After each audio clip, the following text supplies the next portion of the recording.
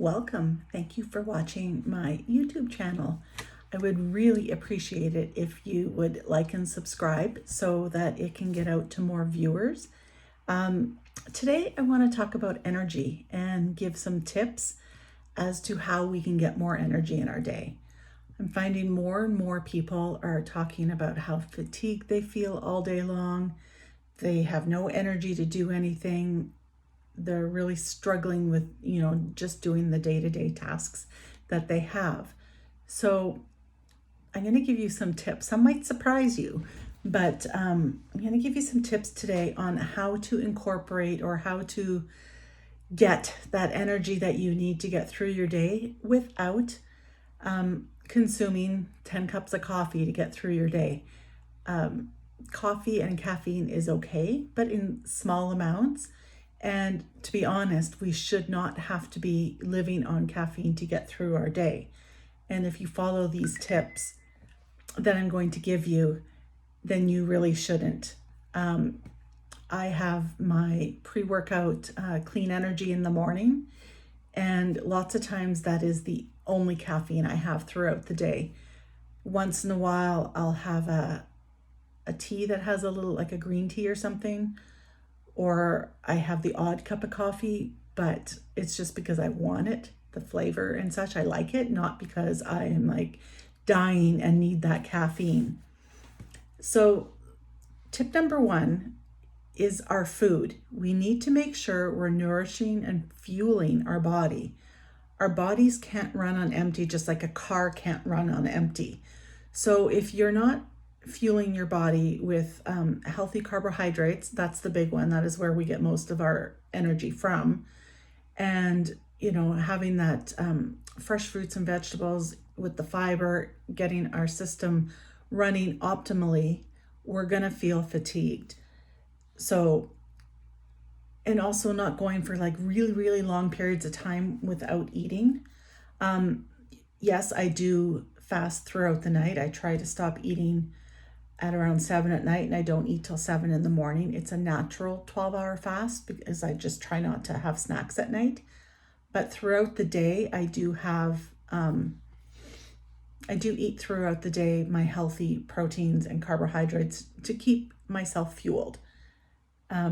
Tip number 2 is our stress reduction, and that's also reducing our workload.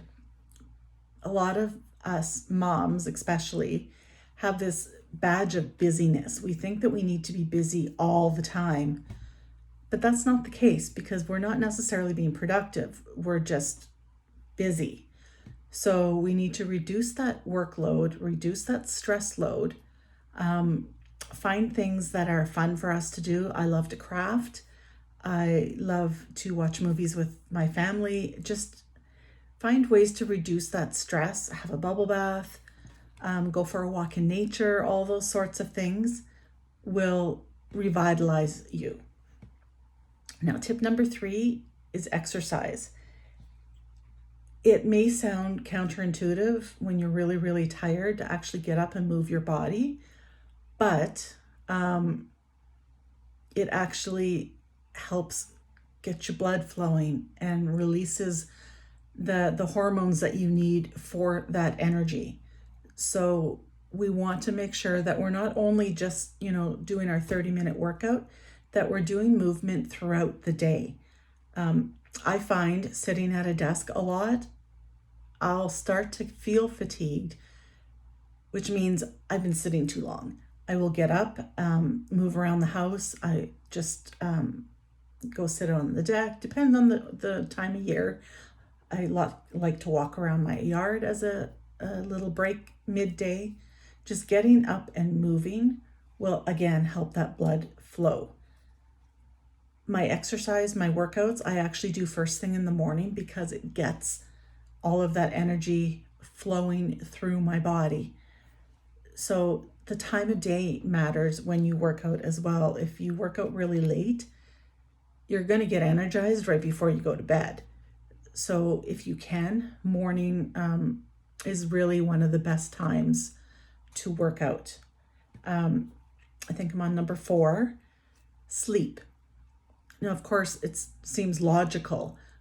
but we have to find that happy place for our sleep. Too little doesn't help, and too much doesn't help. So I find, and everybody is individual, so there is no set time that we need to be sleeping. And when I mean like, it's not just in bed, it's sleeping. So my happy place is between 6.5 and 7 hours. I find if I sleep more than that 7 hours, I actually feel brain fog. I've had too much sleep and I just can't get things moving. I can go on less sleep, but only for a day or two, because then again, I feel very fatigued. So you have to find that happy place, and it's important to have quality sleep. So avoiding those blue lights before bed, avoiding alcohol before bed, avoiding snacks before bed, doing something like reading a book or a craft or something like that, a hot bubble bath, that sort of thing, to help you wind down for the night will get you a better quality sleep. Number 5, having water. If you're dehydrated, you're going to feel fatigue. So make sure you're drinking that water throughout the day. And plain water is best. I actually start my day with a glass of lemon infused water, because lemon is another way to get our system moving in the morning, our digestion and all of that sort of thing. So I start my day with a glass of lemon water, and then I sip on, I have a big water bottle close to me at all times so that I can, stay hydrated, and that will help keep the fatigue away as well. I think I'm on number 6. Hobbies. And I talked about this a little bit in the stress reduction, but we want to make sure that we're doing things that fill our cup. It is super important to fill our cup. Otherwise, we're, feeling very chaotic and running around for everybody else, and we're not filling our own cup. So then we're trying to run on an empty cup, and we can't do that. We have to fill our cup. The next one is getting fresh air and sunshine. That is, again, super important to our internal workings, our circadian rhythm. And we need to make sure we get out into sunlight and fresh air. It is a little trickier depending upon where you live in the time of year. It's super dark when I get up, and it's super dark at supper time, and it's only November. So I don't get outside as much, but I make sure all my windows, like blinds, are up. I don't keep it dark in my house, especially at this time of year. It's super important to get that sunlight. And one other thing with sleep, I forgot to mention this, is do not hit snooze.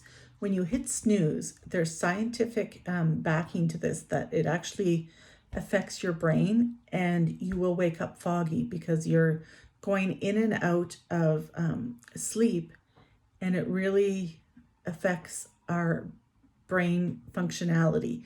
So we want to make sure that we set the alarm for the time we actually want to get up. There's all kinds of tricks that you can do to get up at that time. I have my alarm on the opposite side of the room from me, because when I use my phone for my alarm, it goes off on my watch, and I was hitting off and not getting up when I need it to. So I use a different alarm, and it goes across the room, so I have to get up. And then I get up, and I actually, if my husband's not in bed, I make the bed so I don't climb back in it or anything. That's a really good habit to get into, so that you don't go back to bed. And then the last thing is a cold shower, cold plunges. I've never done a cold plunge myself. They have huge health benefits, but a cold shower is also good for getting your blood flowing and your circulation and digestion and everything moving. So those are the tips that I have today. I hope they help you, because, sorry, I had things popping up on my phone, because everyone is feeling the fatigue and the low energy these days. So anything that we can do even if you can incorporate a couple of the suggestions, a couple of these tips, and do a little bit at a time, because I never tell people to overhaul everything all at once, because it's not maintainable and it's not manageable. So pick a couple of things that I talked about and try it. And then, once you've got that down, then add another thing and just see how your energy improves throughout the day. So again, thank you for watching, and I hope you have a great day. And don't forget to like and subscribe.